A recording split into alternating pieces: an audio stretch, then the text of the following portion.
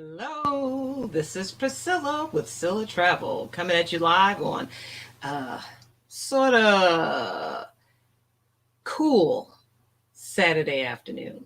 So I'm in the Charleston, South Carolina area, and it is generally hot, hot, and hotter.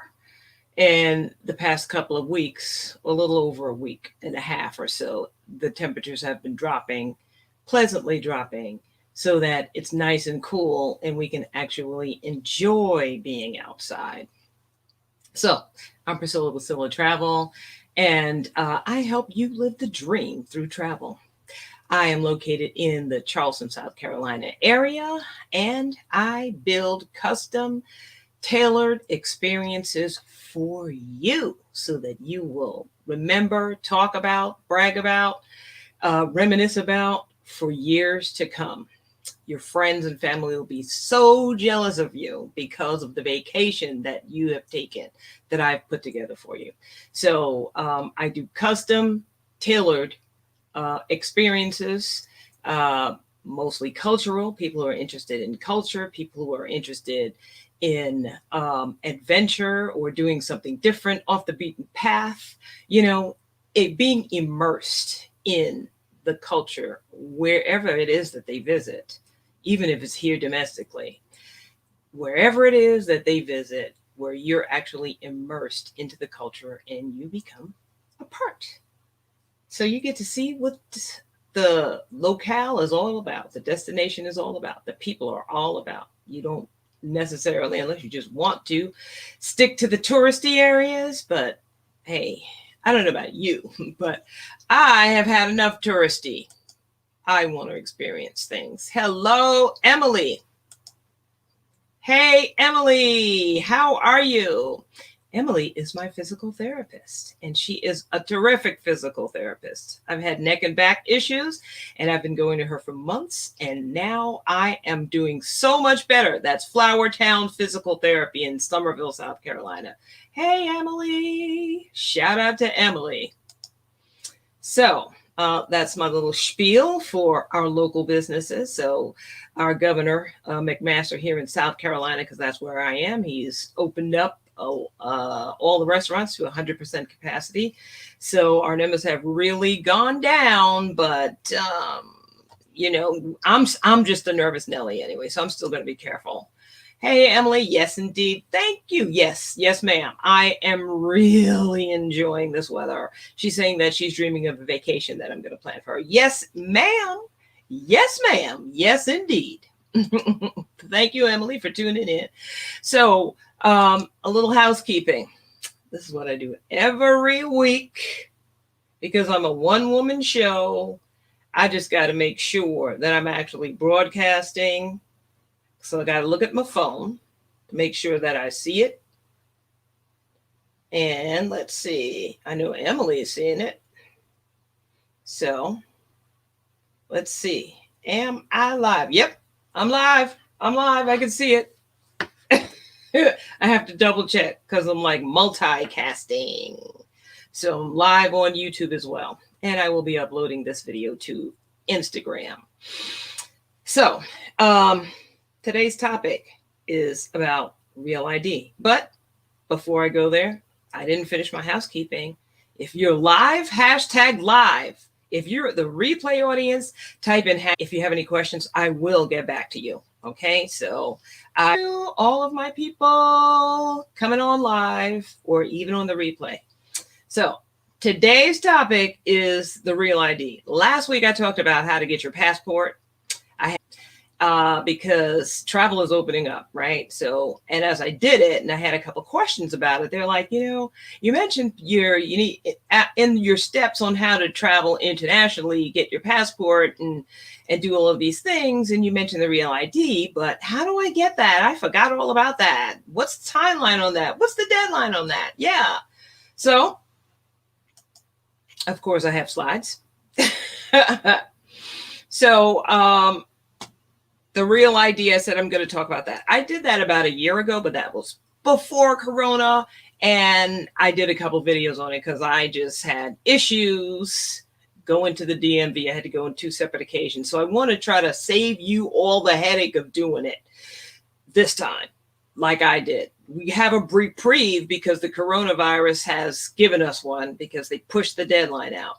The original deadline was October 1st, 2020, but because of Corona, they pushed it out to October 1st, 2021, which means that you need to have a real ID compliant driver's license. And what that means is, basically, it was a law passed in reaction to 9/11, the attacks on the Twin Towers back in 2005. Congress passed a law stating that the states had to comply with their new, well, it's not new anymore because that was back in 2005, based on criteria for a standardized license or identification, because the states all did it different.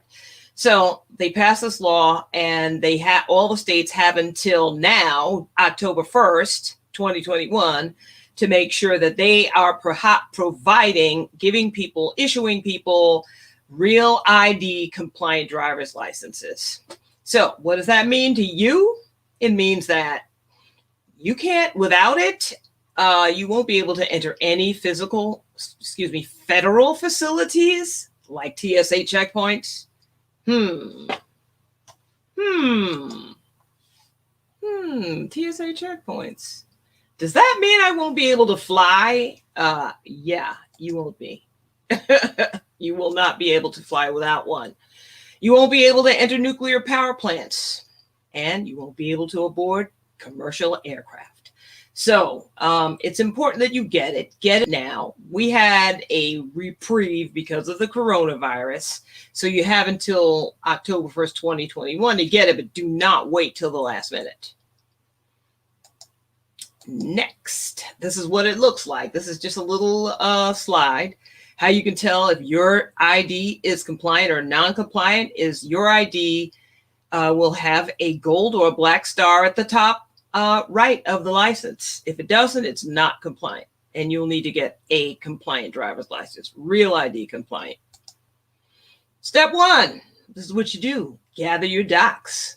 And the type of documentation that you're going to need are a proof of your identity, 2 proofs of your current physical address, and proof of all legal name changes. Now, this can be problematic for women because we get married and then we change our name. So I'll go into that in a second.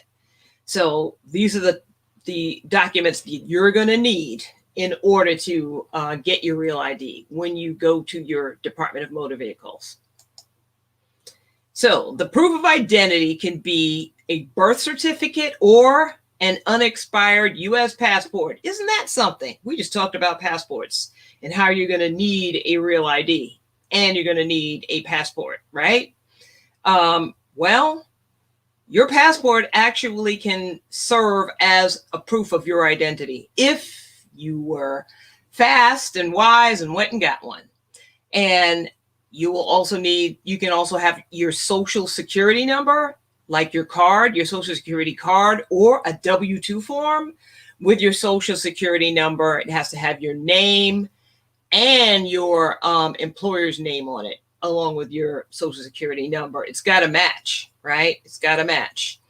So these are the things that you're going to need when you go to the DMV to get your real ID. That's just one thing. Now, the 2 proofs of your current address, your physical address, you need an unexpired driver's license. That could be your regular driver's license that you have now, or a non-driver's ID, because states do issue non-driver's identification cards. My daughter had one, my son had one when they were younger, before they had licenses. And you'll need a utility bill. But both of these things, these 2 pieces have to have the same name and the same address on them. And that utility bill has to be within 90 days or less of the time that you go to the DMV to apply. Now, here's the tricky part. You're going to need proof of all legal name changes. And it gets problematic, like I said, because of women who get married, we changed our names, right? So for men, it's pretty straightforward. They can bring their they more than likely will have their same name. They're not like us. We change our name, especially if you've been married more than one time. So here's the deal. And this happened to me. This literally happened to me, right? Last year when I went to get my real ID, I drove all the way to this little town called St. George. It's like 30 miles away because I wanted to go where it was less crowded, because then everybody was like trying to get their real ID. They were scrambling. I drive all the way down there with all of my proof of everything that I had except my marriage license. So after all that, they were like, "Where's your marriage license?" I'm like, "I don't have that. Here's my birth certificate, and you got my social security card." "Well, we need your marriage license because my married name is different than my maiden name when I was born." And I was like, "Oh my God." So I had to go find it. Thank God I still had a copy. I had multiple copies as I found out as I started pulling stuff out. But thank God I had that. But just think about people who've changed their names more than one time. They would have to have, and I've known people who've had this issue. They would have to have proof that their name changed to the first marriage. Let's say they didn't change their name back, right? See, I was married before too. So what I did was I changed my name right back to my maiden name after I got a divorce. So I didn't have that issue. All I needed was my current marriage license. But just think about women who've been married more than one time. You would have to have, in addition to your birth certificate, you'd have to have proof of have your marriage license, right? That showed all of the name changes, right? And it was just like crazy for some people because they had to go find all these documents because the names on the documents were different. I just went back to everything to my maiden name. So I had no problem. So you would also need to have a divorce decree if you were divorced. Let's say you were married, you kept your married name, you got divorced. You would need that divorce paper, to show that, any of the name changes. And a second marriage license if you had a second. Or let's say that you just for some reason had your name changed. People do that through courts, through probate or some other type of court proceeding, family court, and they have name changes. You'd have to have that document to prove, to show the legal name change if it's different than on your birth certificate and your social security card. But you can always update your name on your social security if you're paying attention, but some people just don't. So proof of name changes. You'd have to have the complete name change history. Let me make that bigger so you can see it. Like what I just described, the complete name change history. When you got married, when you got divorced, if you were remarried again, you'd have to have that marriage license. Or let's say you changed your name for some reason, you'd have to have that. You'd have to bring these documents with you. That means that serves as your proof of name changes. It has to link your birth certificate name to your present day name. So if you had multiple names, you might have an issue. However, there is an exception. If you have a valid U.S. passport or passport card with your current legal name, that will suffice. You don't have to worry about all those documents. So that's a change. That was a change because women were complaining about that left and right. They were like, that's not right. Why is it that we have to go through all these, we have to go through all this trouble, to get a real ID? It just doesn't seem fair. It just doesn't seem right. So they added that later. Your valid U.S. passport will suffice as the second proof of your name. All right. Then the second thing you do is you just go and apply for your real ID. It's not as complicated as going for your passport. What you do is you go to your DMV website because, because of the virus and everything's going by appointments, which is better. I like appointments better because I didn't like standing in the line. So here we go. That's just the image of what the website looks like on the right. But since I'm in South Carolina, I'm talking about South Carolina. If you're in another state, you're going to have to go to your own state to find the rules for your state. So it's www.sedmvonline.com, and you have two options. You can order and pay online or make an appointment. And by doing that, let's see, everybody can't pay online. So my daughter was able to pay online because she's a recent driver's license holder. She got hers in, I think, when she was a senior in high school. She's in college now. So by that time, the DMV were collecting the right types of documentation and they had them on file.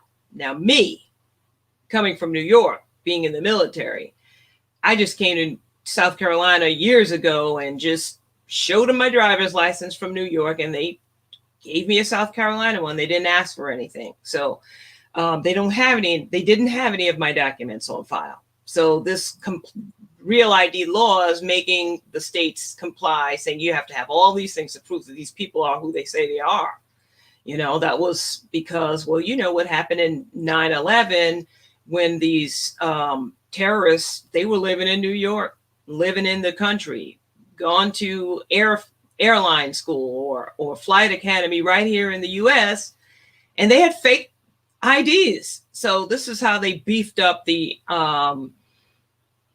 criteria, making it so that they added some more rigor into it so that they could actually validate people that they are who they say they are as best as they can, because, you know, there's always a good forger no matter what.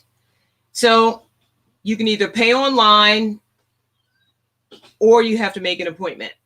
So if you just go to the website for the South Carolina DMV website, and there's a little button, you can do a little check and put your name and information in, and then it'll come back and tell you whether or not you can pay online or you have to come in. So my daughter was able to pay online because all her stuff was there.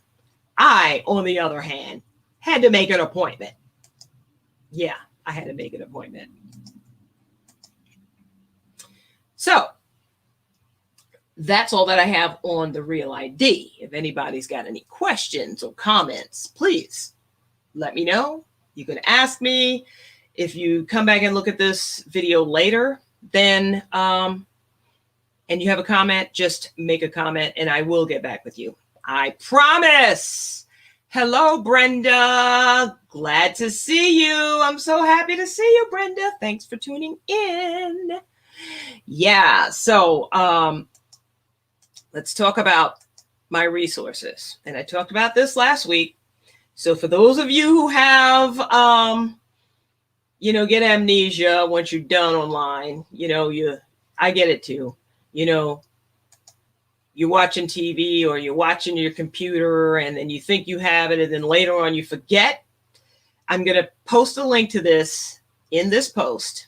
I didn't put it there yet, but as soon as I'm done, I will put the link there where you can get the complete guide. It's called International Travel Documents, What to Bring and How to Keep Them Safe. So there's some information on how to get your Real ID as well as your passport, as well as some other documentation and information that you will need if you're considering traveling overseas, in which I certainly am, and I certainly hope you are too, because we have a Ghana trip coming up next year. And you definitely, if you plan on coming, you definitely need to get this guide. So you can also go to my website, www.scyllatravel.com, and get it. See, get the guide. You see it in the ticker at the bottom, www.scyllatravel.com, and then a little pop-up will show you, it'll say, hey, get the guide. Just put your name in there and just put your email address in there, and then you can download the guide. And that'll help you remember. That's the complete guide, the post-pandemic issue, because of course, things changed after the coronavirus. So this is our trip, Ghana 2021, History, Heritage, and Safari Tours. It's going to be between 7 and 10 days, the week of November 20th, 2021. We don't have the flight information yet, which is why I have not released the price. I want to make sure that everybody has the ability to do their budget. And it's going to be hard to do that if you don't know what the flight's going to be. So in this particular trip, flights will not be included because people will be coming from different areas. If everyone were coming from Charleston, where I am, I can most definitely put that package together. But because people will be coming from different locales, flying from different places, there's no way for me to do a package with the air. However, if you so desire, after you sign up, that you would like for me to acquire your air for you, I will definitely do that for you. So if you go to the website, you can also see the itinerary for the trip. So this is what I do. I'm Priscilla, and like I told you earlier, I am with Scylla Travel. I am a independently owned travel agency, and I book trips to Africa, the Caribbean, North America, and beyond. And hopefully we'll be able to travel to Canada soon. I certainly hope so. What I do is I create custom travel, tailored travel experiences for you, especially for you, specifically for you, your travel companions. I design them specifically to your needs, wants, and desires. I customize everything. I support you before, during, and after, and I even do groups. So just remember that.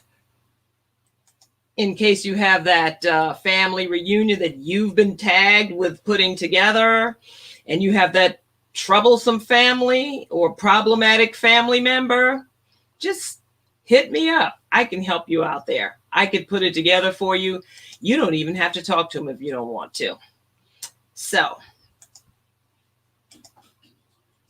and this is how you work with me.